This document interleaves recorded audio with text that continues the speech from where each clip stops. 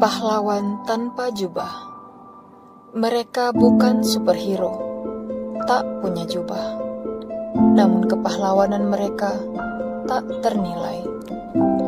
Personil Polres Aceh Tamiang, pahlawan tanpa tanda jasa, berjuang di garis depan tanpa kenal lelah.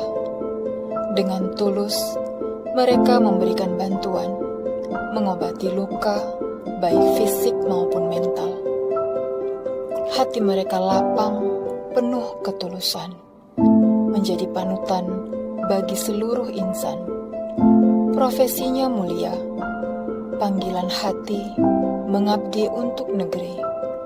Dengan sepenuh jiwa, semoga Tuhan selalu melindungi dan memberikan balasan yang setimpal. Mari melayani dengan hati dan jadikan profesi sebagai ladang amal bagi kita semua.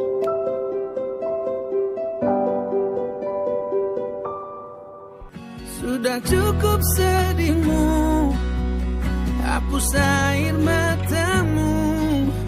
Semua yang terjadi Tuhan tahu. Genggam erat tanganku, bahu ini untukmu, menemanimu, mendoakanmu.